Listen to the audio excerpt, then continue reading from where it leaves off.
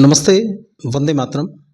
Revolution India channel नई भारत की आवाज़ पर आप सबका हार्दिक स्वागत, अभिनंदन।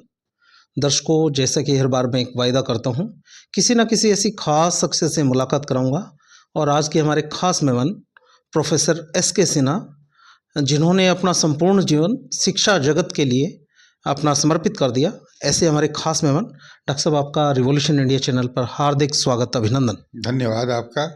दर्शकों, ऐसी शख्सियत जिन्होंने अनेकों विश्वविद्यालय में अपनी सेवाएं दी, जिनके मार्गदर्शन में अनेक बच्चों ने पीएचडी की डिग्री धारण की और फिर वो किसी न किसी मुकाम पर अपने इलाके को, अपने देश को, प्रदेश को गौरवान्वित करते हैं। ऐसे महान शख्सियत प्रोफेसर एस के सिन्हा जी से जानना चाहेंगे हम। डॉक्टर साहब, आपकी जो जीवन यात्रा है, दर्शक जानना चाहते हैं किस ग्रामीण परिवेश से, कहाँ से आप निकले, किस प्रकार का आपका संघर्षमय वो जीवन रहा।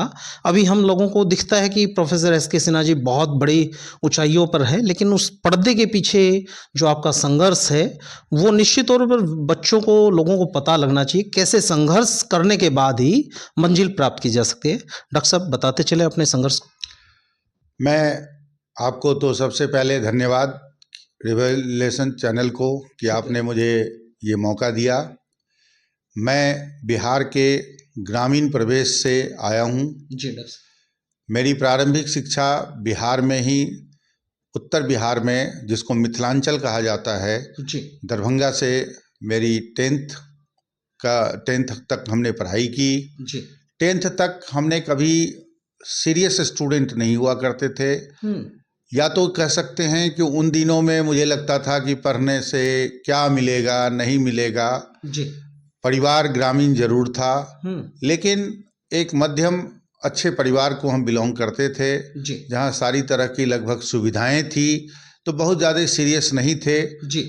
फिर कभी मेरे पिताजी ने कहा कि बेटा पढ़ाई लिखाई करना चाहिए, तो थोड़ी सी सीरियस हुए। तो 10th में हमने एक अच्छा result Bihar school examination board से पास आउट किया। जी। फिर मेरे फादर के मन में ये था कि इसकी सीरियसनेस पढ़ने में नहीं है, रिजल्ट अच्छा हुआ है तो इनकी जो यहाँ के जो मित्र मंडली हैं, इनसे बाहर करूँगा तो हो सकता है कहीं ये कुछ चेंज इसमें दिखेगा। जी। तो मुझे रांची, जो अभी झारखंड का कैपिटल है, उसमें बिहार में ही हुआ करता था, जी। तो रांची सेंट जेवियर्स कॉलेज में मेरी एडमिशन हुई इंटरमीडिएट साइंस में। जी। पहले बिहार में इंटरमीडिएट पहले कॉलेज में ही होता था। साइंस की जब हम पढ़ाई कर रहे थे तो मुझे उस पढ़ने के दौर में कई कठिनाई आई। मैं तो अपने को अनुभव करने लगा कि मुझे साइंस हमसे नहीं चल पाएगा या मैं इसमें अच्छा नहीं कर पाऊंगा। तो मन में विचार आने लगा कि मैं साइंस को छोड़ूंगा।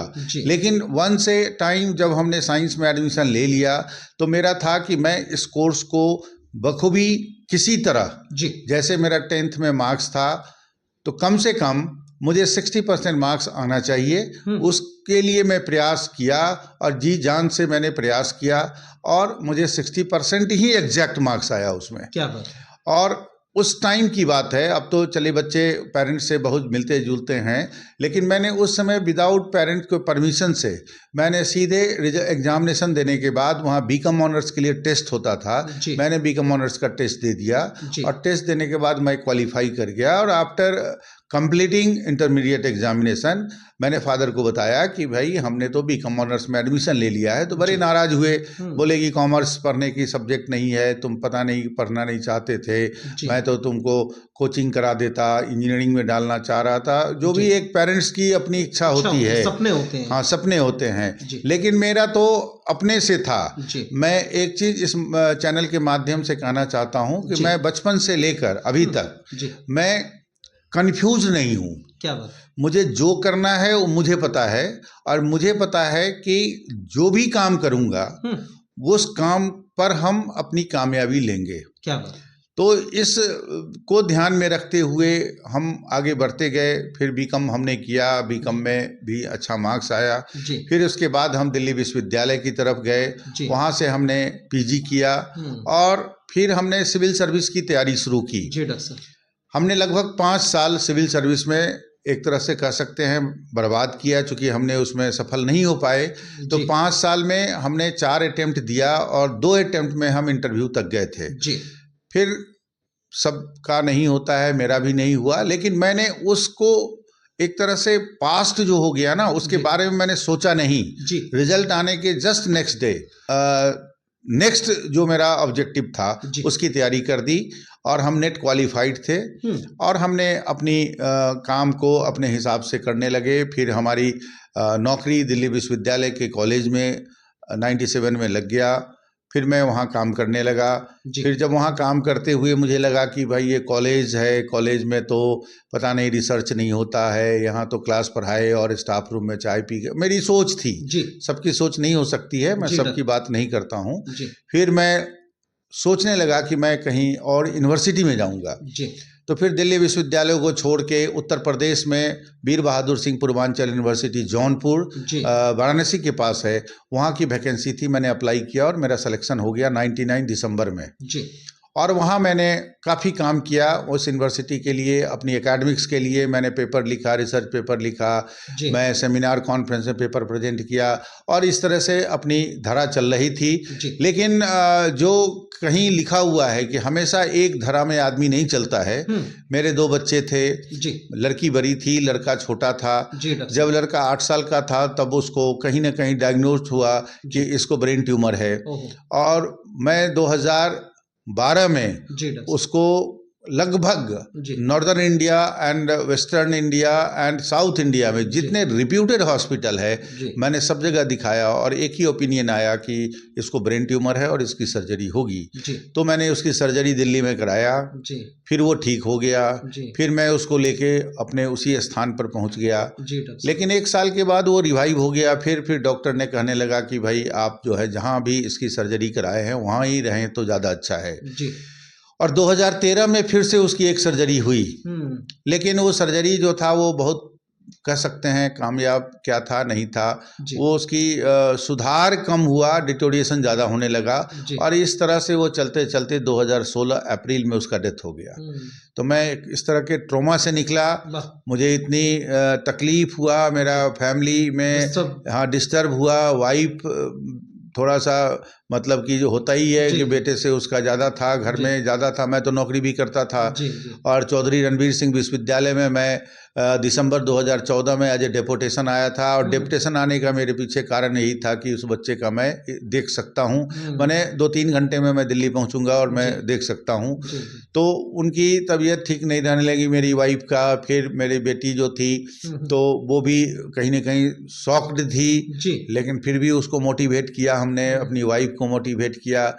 फिर बेटी हमारी बोली थी कि मुझे डॉक्टर बनना है। तो मैंने कहा बेटा आपको जो बनना है, डॉक्टर बनना है या बीए पढ़ना है या बीकॉम पढ़ना है, मेरे तरफ से कोई रुकावट नहीं है, बस जो भी पढ़ना है वो तन्मयता से पढ़ना है। क्या बात। तो उसने फिर से मेडिकल नीट क्वालिफाई की, पीजीआई रोहतक से आज इंटर्नशिप कर रही है। तो वो कहीं न कहीं असफलता तो मिला नहीं मुझे जीवन में कभी, लेकिन संघर्ष था। और जो संघर्ष मैंने इतना इजी वे में बता दिया है और 12 से 16 तक मैं कैसे झेला हूँ मुझे पता है। एक मोबाइल पर फ़ोन बजता था और जब मेरा बेटा हॉस्पिटल में था तो एकदम दिमाग 1 मिनट के लिए भौचक्कर आ जाता था, पता नहीं वहाँ से तो कोई फ़ोन नहीं आ गया गलत न्यूज़ का या कोई भी। तो इस तरह से सशंकित जिसको कह सकते हैं, बड़ा कॉन्शस माइंड। इवन कि मैं थोड़ा पूजा पाठ भी करता हूँ, मैं स्टूडेंट लाइफ से ही नहाने धोने के बाद बिना भगवान का पूजा पाठ दिया बत्ती करने के बाद ही खाता हूँ। तो इवन कि मैं जब पूजा करता था तो वहीं मोबाइल लगता था कि पता नहीं कुछ फ़ोन आएगा तो मैं देख लूँगा कम से कम किसका फ़ोन है। तो इस तरह से ये संघर्षपूर्ण जीवन चला। फिर मैं यहाँ इस यूनिवर्सिटी में आया। ये यूनिवर्सिटी नई थी, वाइस चांसलर ने मुझे अपना उम्मीद दिया कि आप जो करना चाहते हो यूनिवर्सिटी के लिए करो। और हमने 2015 से आज तक इस विश्वविद्यालय को उठाने में कोई भी कसर नहीं छोड़ा। जबकि यहाँ आने पर भी हमें कई परेशानी झेलना पड़ा। कुछ रीजनल जिसको कह सकते हैं स्टेट का कि हम बाहर के थे, लोग यहाँ के थे, कई लोग पसंद किए, कई लोग नापसंद किए, कई लोगों को लगा कि इनको क्यों यहाँ रखा गया। जो होता है जनरली, ये मानव स्वभाव है, मैं इस पर कुछ कमेंट नहीं करना चाहता हूँ। लेकिन मैं बिना इसके समझे सोचे मैं अपने कार्य को करता रहा यहाँ आने पर मैंने हर एक डिपार्टमेंट का BOS नहीं था, उसको कंस्टिट्यूट कराया। जी डॉक्टर साहब। उस समय PhD का प्रोविज़न नहीं था, 2 डिपार्टमेंट में टीचर रेगुलर थे, मैं 2 डिपार्टमेंट का PhD स्टार्ट कराया। क्या बात है। तो ऐसे मैंने इनके हर एक चीज़ को 12B इस यूनिवर्सिटी को टाइम पर मिला हुआ है 3 साल में, उसमें भी मैंने पूरी अपनी सहयोग की। नेशनल एजुकेशन पॉलिसी पूरे विश्वविद्यालय में, पहले तो अंडर ग्रेजुएट में, फिर पोस्ट ग्रेजुएशन कोर्स में लगाया। जो भी एकेडमिकली उठाने की जो एक ज़रूरत होती है, किसी भी यूनिवर्सिटी का एकेडमिक 5 और 10 साल में नहीं दिखता। आज कुरुक्षेत्र यूनिवर्सिटी 1956 का यूनिवर्सिटी है, तो वो हम तो उसके सामने बच्चे ही हैं, छोटे हैं, लेकिन फिर भी हम उनके पीछे हैं। माने ये हमको नहीं कोई कह सकता कि चौधरी रणवीर सिंह यूनिवर्सिटी में ये नहीं है, वो इस तरह की पढ़ाई नहीं, इस तरह का माहौल नहीं। हमने यहाँ एक नया कोर्स आज से 4 साल पहले स्टार्ट कराया था, जो NEP का पार्ट हो गया है अब, universal human value for health and happiness. 2 credit का कोर्स था, हमने सारे डिपार्टमेंट में कंपलसरी कराया कि हर एक बच्चे को मोरल वैल्यू, इथिक्स का ज्ञान होना चाहिए, कॉन्स्टिट्यूशन वैल्यू का ज्ञान होना चाहिए, हम समाज में कैसे रहें उनकी बात करें। तो इस तरह से मैं यूनिवर्सिटी के लिए लगातार लगा रहा। मुझे खुशी इस बात का है कि विश्वविद्यालय में जो चीज़ होता है वो अलग बात है, लेकिन जो प्यार विश्वविद्यालय के कुलपतियों से मिला मुझे, रजिस्ट्रार से मिला मुझे, वो हमारे आप में एक बड़ी चीज़ है। आज भी मैं जिंद शहर के लोग बोलते हैं कि सिन्हा जी यहाँ पर 2 सिन्हा, एक सिन्हा पहले भी हुआ करते थे जो यहाँ के SP हुआ करते थे, BK सिन्हा, हाँ, और एक आप हैं। तो मुझे बड़ा अच्छा लगता है कि शहर में लोग, जबकि मैं शहर में कम जाता हूँ, मेरा रेजिडेंस फरीदाबाद में है, मेरी बेटी और मेरी वाइफ वहीं रहती हैं, मैं वीकेंड में जाता हूँ, तो मुझे अच्छा लगता है कि कम से कम शहर भी कोई भी जो चीज़ है वो मुझे इस बात को मानती है। तो एक कहावत है कि लफ्ज़ मेरी पहचान बने तो बेहतर है, चेहरे का क्या है वह तो मेरे साथ चला जाएगा। क्या बात है, क्या बात डॉक्टर साहब। और मैं इस लाइन को मेरे दिमाग में था, मैं इस तरह से जो एक ईमानदारी होता है उसके उस पथ पर चलते हुए मैंने काम किया। और मैंने ना कोई भाई भतीजावाद किया कभी यहाँ, ना कभी किसी तरह की बात की। लेकिन ये है कि हर एक मानव स्वभाव अलग अलग होता है, किसी को जो समझना होता है वो समझता है, समझने की एंगल अलग अलग होता है। तो ये थोड़ी सी मेरी एक जीवंत यात्रा है। मैं इस तीसरे विश्वविद्यालय में हूँ। मैं भारत के हर एक विश्वविद्यालय में कॉमर्स मैनेजमेंट के लोग मुझे जानते हैं, ये मुझे बड़े फक्र से बोलता हूँ। मैं हरियाणा में भी आया था तो महर्षि Dayanand university, Guru Jambheshwar university, Kurukshetra university, Chaudhary Devilal university, Indira Gandhi Mirpur, इनके प्रोफेसर मुझे जानते थे पहले से, यहाँ आने से पहले से। तो उनसे एक था मेरा, मैं पॉजिटिव थिंकिंग का व्यक्ति हूँ, मैं निगेटिव नहीं सोचता हूँ। मैं सोचता हूँ कि इसको करना है तो करना है, और मैं ये नहीं कि ये तो होगा ही नहीं होगा, वो तो नहीं होगा, लेकिन अगर हो सकता है तो कोई रास्ता तो निकालूंगा। मेरी पॉजिटिव थिंकिंग है, मैं कभी किसी के बारे में दुर्व्यवहार नहीं किया। और जो एक मेरे में सबसे बड़ी स्ट्रांग पॉइंट है, मैं आज तक किसी भी भाई चांसलर को, मेरे साथ 11वां भाई चांसलर हैं, हमने अथॉरिटी के सामने किसी भी कर्मचारी का, किसी भी टीचर का कोई चुगली नहीं किया। क्या बात है, बहुत उम्दा। अगर किसी कुछ नाराज होकर किसी के बारे बोल भी रहा है तो मैं उनको समझा देता कि सर चलिए कोई बात नहीं है, समझ जाएगा। मैंने उस शांत किया, मैंने उसमें मिर्च तेल लगाने का काम मैंने कभी नहीं किया, क्योंकि मुझे मानना है मैं जो हूँ वो मैं हूँ, जो वो है वो है, वो उसका कर्म है, ये मेरा कर्म है। और मैं उस हिसाब से किया। इस विश्वविद्यालय में रहते हुए मैंने 10 PhD अवार्ड कराया, और बड़े फक्र के साथ कहूँ मैं कि मेरे वो 10 PhD होल्डर सारे एकेडमिक में हैं और सारे रेगुलर हैं, टीचर हैं, गवर्नमेंट कॉलेज में हैं, SRS यूनिवर्सिटी में हैं, NIFM फरीदाबाद में है, मतलब ऐसे ऐसे रिप्यूट जगह पर सारे हैं। और मुझे बड़ा फक्र होता है कि हमारे बच्चे जो हैं सो PhD कंप्लीट करते ही कहीं न कहीं अपना एकेडमिक जॉब में वो रेगुलर अपॉइंटमेंट है उनका। तो ये एक छोटी सी वृतांत मेरी है। और इस पूरे जीवन यात्रा में हमने बहुत कष्ट भी देखा, लेकिन हर एक को मैं बड़ी सहजता से निभाते चला। मुझे मेरे चेहरे को देख के कोई नहीं कह सकता कि मैं कष्ट में हूँ या मैं खुश हूँ। मैं एक तरह का स्माइलिंग फेस है, जो मैं कष्ट में भी, मेरा बेटा हॉस्पिटल में था तो भी मेरा स्माइलिंग फेस था और आज भी है।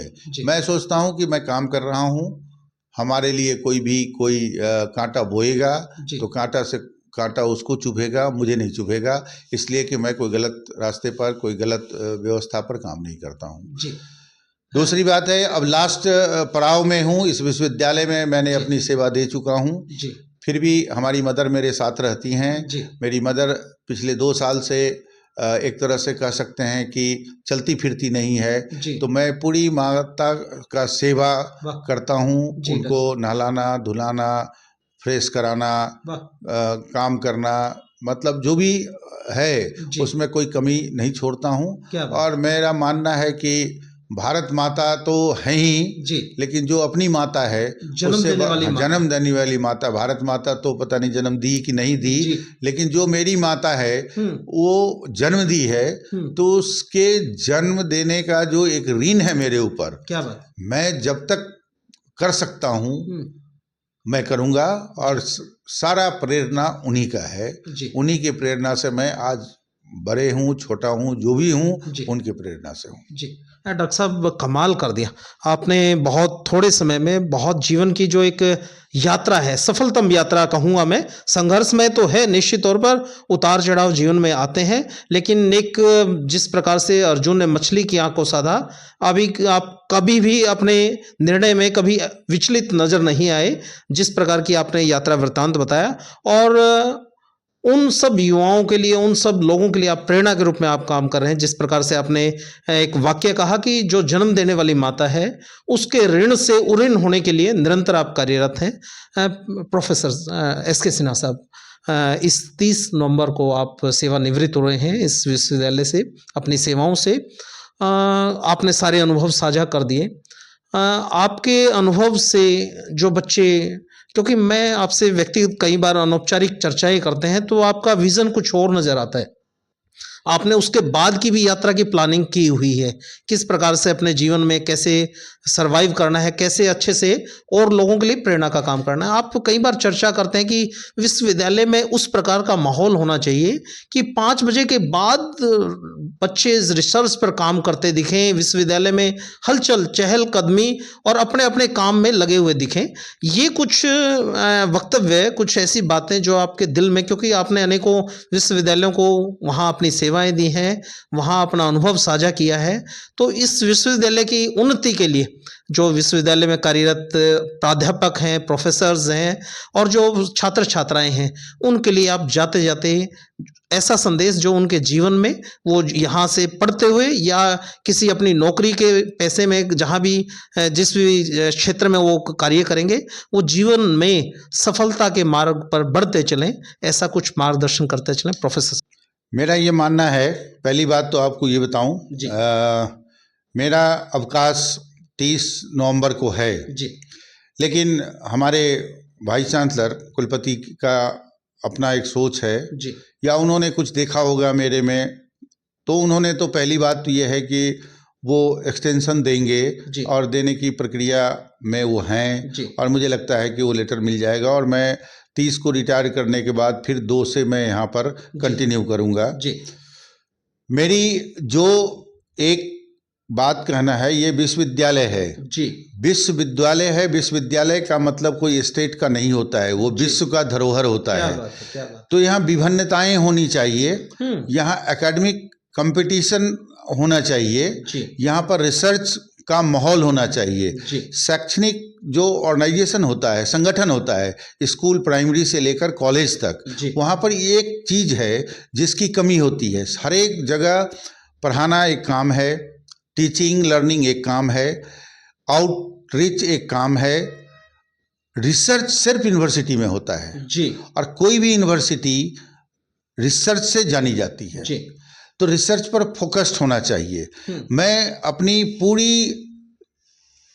एकेडमिक में एकेडमिक सर्विस में, मैं आज तक कभी मुझे याद ना हो, कभी हो सकता है एक आध बार हो गया हो, मैं सुबह जब आता हूँ तो टाइम 10 बजे का होता है, लेकिन जाने का टाइम मेरा कोई 5 बजे फिक्स नहीं होता है। और मैं इसी बात को मैसेज देता हूँ स्टूडेंट को भी, टीचर को भी, कि ये एकेडमिक है, यहाँ कोई दिन नहीं होता, कोई रात नहीं होता। अगर आपकी इच्छा है लाइब्रेरी में बैठने का, आप लाइब्रेरी में किताब पढ़ सकते हैं। आपकी इच्छा है अपने बच्चे रिसर्च स्कॉलर के साथ रिसर्च पर बात करने की, उस पर कर सकते हैं। और रिसर्च में तो इतनी संभावनाएं हैं, इतनी संकट है, इतनी प्रॉब्लम है समाज में, राज्य में, देश में, हम कहीं पर भी कुछ कर सकते हैं, किसी बिंदु पर रिसर्च कर सकते हैं। अभी हमने रिसेंटली एक प्रोग्राम कराया था, NEP orientation and sanitisation programme Indian knowledge system पर। ये हमारे पार्टनर थे CPDHE और Madan Mohan Malviya teacher training centre university of Delhi के साथ मैंने मिलके किया था। उसमें 10 मॉड्यूल्स है और वो मॉड्यूल जो है वो राष्ट्रीय शिक्षा नीति का कहीं न कहीं उसमें समावेश है। तो एक मॉड्यूल्स था जिसमें हम बात करते हैं academic leadership and governance and management, जो कि एक बहुत बड़ी मुद्दा है। हर एक स्कूल में, हर एक कॉलेज में, हर एक यूनिवर्सिटी में एकेडमिक लीडरशिप होता है, कहीं प्रिंसिपल होता है, कहीं वाइस चांसलर होता है, कहीं कंट्रोल, कुछ भी होता है, ऐसा होता है। तो एकेडमिक लीडरशिप कैसा होना चाहिए, तो मैं कल ही बात कर रहा था कि एकेडमिक लीडरशिप पर हमको सर्वे करना चाहिए और उसमें कहीं ना कहीं एक निष्कर्ष निकलना चाहिए, जो कि जो एजुकेशन मिनिस्ट्री है उसमें ये जाए कि एकेडमिक लीडर, गवर्नेंस और मैनेजमेंट क्या होता है। एकेडमिक लीडरशिप का है कि जब हमको लीडरशिप मिलता है तो हमारे पास मिशन और विजन पहले से क्लियर होना चाहिए और हम 1 महीने में जज कर लेते हैं कि इस यूनिवर्सिटी में काम तो बहुत होता है, लेकिन कौन सा काम है जो सबसे प्रायोरिटी पर होगा। जैसे इस विश्वविद्यालय में अभी NAC नहीं हो पाया है, किसी कारणवश NAC अभी तक नहीं हो पाया, जबकि मैं ही IQAC का डायरेक्टर था, मैंने काफ़ी मशक्कत किया है, लेकिन NAC ने अपनी वो किया है जो जनवरी से स्टार्ट होगा। तो मेरा मानना है कि this is the first priority पर होना चाहिए। अगर इस यूनिवर्सिटी का NAC हो जाएगा तो जो भी हमारे गवर्नमेंट की फंडिंग एजेंसी है वो फंड करेगी, रिसर्च के लिए फंड करेगी, बिल्डिंग के लिए फंड करेगी, यूनिवर्सिटी के मतलब उत्थान के लिए फंड करेगी और कहीं ना कहीं हम रैंकिंग में आएंगे तो कुछ ना कुछ मुझे रैंक दिखेगा कि हम कहीं न कहीं स्टैंड करते हैं। और मुझे लगता है कि जितना भी हमारे पास जो चीज़ है उसमें हम ये दावा तो नहीं कर सकते कि ये प्लस हो जाएंगे, लेकिन ए तक तो हम आ सकते हैं अगर हम सब डेटा को एक्युमुलेट करके दिखा दे तो ये जो चीज़ें हैं, ये बात मैं कहना चाहता हूँ। मैं स्टूडेंट को भी यही बात बोलता हूँ कि बेटे पढ़ाई को, शिक्षा को जब मैंने लिया था तो उस टाइम तो इतनी अवेयरनेस भी नहीं था, वहाँ तो एकमात्र था कि शिक्षा का मतलब नौकरी है। लेकिन मैं इसको रियलाइज़ किया था उसी टाइम कि शिक्षा का मतलब नौकरी नहीं होता है। मैं एक वाकया बता दूं, मैं दिल्ली विश्वविद्यालय में लगा था 96 में, तो मेरी सैलरी थी 22 से 4000 का स्केल होता था लेक्चरर का, उस समय लेक्चरर होता था। अब मुझे दिल्ली में 6042 रुपये सैलरी मिलता था और हमने मुखर्जी नगर में जो मकान लिया था वो 4200 रुपये का था। तो कई लोग कहा कि भाई तूने 6200 की सैलरी में 4200 उसी को देता, खाएगा कहाँ से और आएगा जाएगा। तो मेरे पास जो ज्ञान था ना, उस ज्ञान को हम बांटने लगे, जैसे ट्यूशन में, कोचिंग इंस्टीट्यूट में। और मैं आपको बताऊं कि उस टाइम सैलरी तो मेरा 6042 रुपया था, लेकिन मुझे इस सोर्सों से जो पैसा था वो 30 से 25 हजार रुपया था। क्या बात है, बहुत बड़ी बात। तो वो ज्ञान मैं बच्चों को ही बोलता हूँ, नौकरी मत करना, ये एक संपत्ति है। शिक्षा एक एसेट है तुम्हारे लिए, कभी भी किसी भी परिस्थिति में ये काम आ जाएगा। सरस्वती जो है और लक्ष्मी दोनों की अलग अलग कहानी है। सरस्वती आपके किसी भी जगह खड़ी होती है और लक्ष्मी तो चलती फिरते रहती है। आज हमारे पास है, कल किसी के पास होगा, कल परसों किसी के पास होगा। लेकिन विद्या, और विद्या का दूसरा चीज़ है, जो विद्या है उसको जितना हम बांटेंगे उतना बढ़ता है, जबकि लक्ष्मी जितना बांटेंगे उतना घटता है। अब बांट देंगे तो घट ही जाएगा। तो मैं तो सबको संदेश यही देता हूँ कि आप जो भी काम करते हैं, जो भी सब्जेक्ट पढ़ते हैं, जो भी सब्जेक्ट पढ़ाते हैं, उसको तन्मयता से पढ़ाएं। एक मैं श्री श्री रविशंकर जी हैं जो आर्ट ऑफ लिविंग के प्रोपाउंडर हैं, उनका कोर्स मैंने कर रखा है। तो उनका एक बात मुझे यही अच्छा लगा कि आप जो भी करो ना, बचपन में जैसे बच्चा करता है ना कि मिट्टी में बैठता है तो पूरा मिट्टी को इधर से उधर करता है, उसको याद पता ही नहीं रहता है कि मेरा कपड़ा गंदा हो रहा है या शरीर गंदा, कुछ नहीं, पूरी तन्मयता 100% उसको देता है। तो हमको कोई भी काम अगर 100% देंगे तो मेरा अपना विश्वास है कि आप सफल होंगे। जी डॉक्टर साहब, आपने अपना कीमती समय दिया, उसके लिए आपका हृदय से बहुत बहुत आभार। और मैं दर्शकों को इसी सोच और इसी विचार के साथ छोड़े चलता हूँ। ये हमारे इंटरव्यू का, साक्षात्कार का पहला चरण है, क्योंकि डॉक्टर साहब को समझना, प्रोफेसर एस.के. सिन्हा जी को समझना कोई छोटा विषय नहीं, अपने आप में एक रिसर्च और पीएचडी है। फिर किसी अन्य कड़ी में उनकी जो अनुभव है टीचिंग एक्सपीरियंस के फायदे नुकसान और जो क्या उन्होंने उनसे सीखा और क्या लोगों तक बांटा, उस विषय पर चर्चा करेंगे। और अन्य विषयों पर कि क्यों विश्वविद्यालय हमारे विश्व रैंकिंग पर क्यों अपना स्थान स्थापित नहीं कर पा रहे, या हमारे जो युवा हैं वो दूसरे देशों में क्यों पढ़ने के लिए जा रहे हैं, इस विषय पर भी अगले वृत्तांत में, अगली कड़ी में डॉक्टर साहब से करेंगे चर्चा। आप देखते रहिए रिवॉल्यूशन इंडिया। फिर किसी अन्य दिन किसी खास शख्स से मुलाकात कराएंगे। जय हिंद, जय भारत, वंदे मातरम।